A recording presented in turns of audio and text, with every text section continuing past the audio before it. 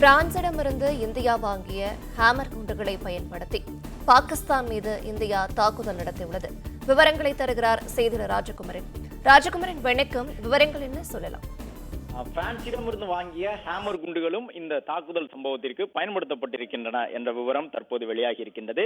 ஏற்கனவே பிரெஞ்சு கப்பற்படையில் இருக்கக்கூடிய ரஃபேல் போர் விமானங்கள் இந்தியா வசம் வாங்கப்பட்டிருக்கக்கூடிய நிலையில் அது ஒரு மிகப்பெரிய பங்களிப்பை இந்த ஆபரேஷன் சிந்தூருக்கு வழங்கி இருக்கின்றது என்ற தகவலை பார்த்தோம். அது மட்டுமல்லாமல் இந்த ரஃபேல் விமானம் வாங்கிய பொழுதே பிரெஞ்சு படையிடமிருந்து ஹேமர் என்கின்ற வகையிலான குண்டுகளையும் இந்திய ராணுவம் கொள்முதல் செய்திருக்கின்றது. அந்த குண்டுகளையும் ரஃபேல் போர் விமானத்தின் மூலமாக பயன்படுத்தி இருக்கின்றார்கள் என்ற விவரம் தெரிய வந்திருக்கின்றது. அதன்படி நவீன இந்த ஹேமர் குண்டுகள் மூலமாக எதிரி நாட்டினுடைய அந்த பதுங்கு குழிகள் தொலைத்து எடுக்கப்பட்டிருக்கின்றன. இந்த ஹேமர் குண்டுகளை பயன்படுத்தி மிக மிக குறுகிய அளவில், அதாவது அந்த பகுதியில் இருக்கக்கூடிய இலக்கு வைத்த இடத்தை மிகவும் துல்லியமாக தாக்கக்கூடிய வகையிலான இந்த ஹேமர் என்று குண்டுகளை பயன்படுத்தப்பட்டிருக்கின்றன. அதில் ஒவ்வொரு ஹேமர் குண்டையும் பொறுத்தவரை 2.5 கோடி மதிப்பிலானவை. ஏற்கனவே ஸ்கேல்ப் ஏவுகணை தொடர்பாக பார்த்தோம். ஸ்கேல்ப் ஏவுகணை என்பது ஏறக்குறைய ஒவ்வொரு ஏவுகணையும் கிட்டத்தட்ட 21 கோடி மதிப்பு கொண்டதாக இருக்கும் என்று பார்த்தோம். இந்த குண்டுகளை பொறுத்தவரை 2.5 கோடி மதிப்பிலான ஹேமர் குண்டுகளை பயன்படுத்தி இருக்கின்றார்கள்.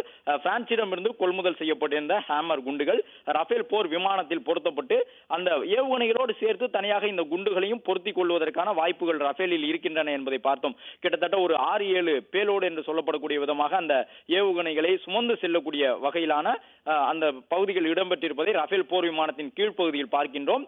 ரஃபேல் போர் விமானத்தில் மேலே இருந்து விமானி இயக்கும் பொழுது இந்த கீழ்ப்பகுதியில் குண்டுகளை, ஏவுகணைகளை தனித்தனியாக பொருத்திக் கொள்வதற்கான அனைத்து வசதிகளும் உண்டு.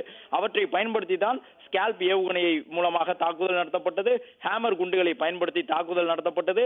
ட்ரோன்கள் என்று சொல்லப்படக்கூடிய அந்த நவீன ஆயுதங்களை பயன்படுத்தியும் ஒரு வெற்றிகரமான தாக்குதலை நடத்தியிருந்தார்கள். அதன்படி கமிகாஷே ட்ரோன் என்று சொல்லப்படக்கூடிய அதன் மூலமாக தாக்குதல் நடத்தப்பட்டிருக்கின்றது. எனவே உளவுத்துறை 9 இடங்களை கண்டறிந்து இந்திய ராணுவத்திற்கு வழங்கி இருக்கின்றார்கள். ஏற்கனவே பகல்காமில் தாக்குதலை நடத்தி முடித்த பிறகு ஒட்டுமொத்த பயங்கரவாதிகளும் ஓடி ஒளிந்து விட்டார்கள். அதன் பிறகு இந்தியா எப்போது வேண்டுமானாலும் தாக்குதல் நடத்தலாம் என்ற ஒரு உயிர் அச்சத்தில் அவர்கள் பல்வேறு இடங்களுக்குள் உளவி தெரிந்திருக்கின்றார்கள். பிறகு எப்போது அவர்கள் அந்த இடத்திற்கு திரும்புகின்றார்களோ அப்போது உடனடியாக தாக்குதலை நடத்துவது என்று உளவுத்துறை திட்டமிட்டு ராணுவத்திற்கு தகவல் சொல்லி இருந்தது என்று சொல்லப்படுகின்றது.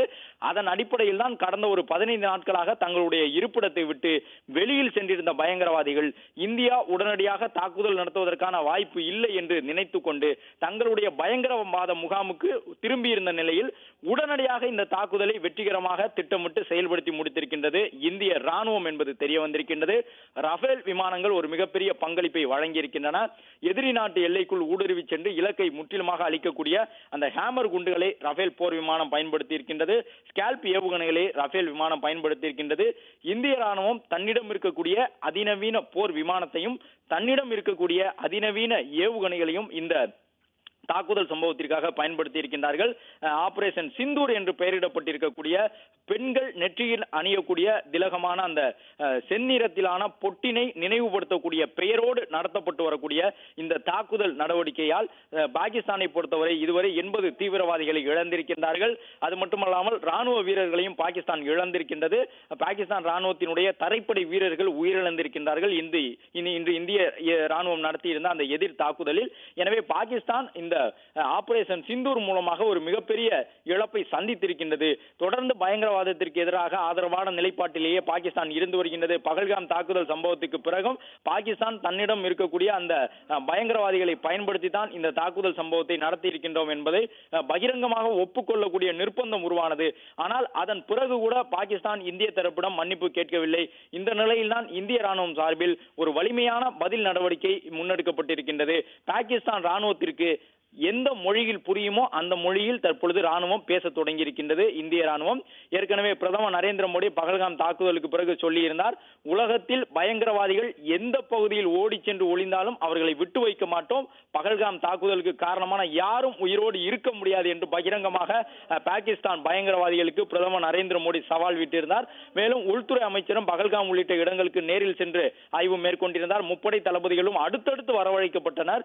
அது மட்டுமல்லாமல் உளவு பிரிவின் தலைவர் தலைவர்களும் தனியாக முக்கியமான அந்த சந்திப்புகளை மேற்கொண்டிருந்தார்கள். இந்த நிலையில் தான் ரஃபேல் போர் விமானம் மிகச்சிறப்பாக ஒரு தாக்குதலை நடத்தி முடித்திருக்கின்றது. ரஃபேலை பொறுத்தவரை 2 வகையான முக்கிய ஆயுதங்களை பயன்படுத்தி இருக்கின்றது என்ற தகவல் கிடைத்திருக்கின்றது. ஸ்கால்ப் என்று சொல்லப்படக்கூடிய அதிநவீன ஏவுகணைகள் பயன்படுத்தப்பட்டிருக்கின்றன. புயலின் நிழல் என்று செல்ல பெயர் கொடுத்து அழைக்கப்படக்கூடிய அந்த ஸ்கால்ப் ஏவுகணையை ரஃபேல் பயன்படுத்தி இருக்கின்றது.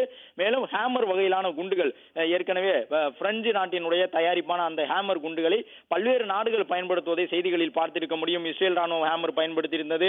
அதே போன்று உக்ரைன் ரஷ்யா போரிலும் கூட ஹேமர் குண்டுகள் எல்லாம் பயன்படுத்தப்பட்டிருந்தன. இந்திய ராணுவமும் அந்த ஹேமர் குண்டுகளை கணிசமான அளவு வாங்கி கையிருப்பில் வைத்திருந்தார்கள் என்பதே தற்பொழுதுதான் பாகிஸ்தானுக்கு தெரிய வந்திருக்கக்கூடும். அந்த அடிப்படையில் ஹேமர் குண்டுகளையும் மிகப்பெரிய அளவிலே பயன்படுத்தித்தான் இந்த தாக்குதலை நடத்தி முடித்திருக்கின்றார்கள். வெளியாகி இருக்கக்கூடிய பாகிஸ்தான் நாட்டினுடைய அந்த காட்சிகளை பார்க்கின்றோம். சுக்கு நூறாக சிதறி கொண்டிருக்கக்கூடிய அந்த பயங்கரவாதிகளுடைய கட்டுமானங்களை பார்த்து கொண்டிருக்கின்றோம். பயங்கரவாதிகளின் கட்டுமானம் நேற்று நள்ளிரவு நேரத்தில் தொடங்கி அதிகாலை வரை அடுத்தடுத்து உடைந்து சிதறி இருக்கின்றன. தீப்பிழம்புகளாக பற்றி எரிந்திருக்கின்றன. கிட்டத்தட்ட ஒரு 2 வார காலமாக உயிருக்கு பயந்து ஓடிக்கொண்டிருந்த அந்த பயங்கரவாதிகள் தங்களுடைய நிலைகளுக்கு திரும்பி இருந்த நிலையில்தான் வெற்றிகரமாக இந்த தாக்குதலை உடனடியாக நடத்தி முடித்திருக்கின்றது. இந்திய ராணுவம் ஹேமர் குண்டுகளையும் பயன்படுத்தி இருக்கின்றார்கள். ஒரு குண்டினுடைய மதிப்பு 2.5 கோடி. அந்த அடிப்படையில் இந்த ஹேமர் குண்டுகள் மிகப்பெரிய அளவில் பயன்படுத்தப்பட்டிருக்கின்றன. இந்த தாக்குதலுக்கு மிக முக்கியமான நாயகனாக இருந்த ரஃபேல் போர் விமானம் 2 வகையிலான இந்த ஆயுதங்களையும் பயன்படுத்தி இருக்கின்றது. ஒன்று ஸ்கால்ப் ஏவுகணை, மற்றொன்று ஹேமர் குண்டுகள். பிளே ஸ்டோர் மற்றும் ஆப் ஸ்டோரில் இருந்து பாலிமர் செயலியை QR கோடு மூலம் பதிவிறக்கம் செய்யுங்கள். செய்திகளை உடனுக்குடன் பெறுங்கள்.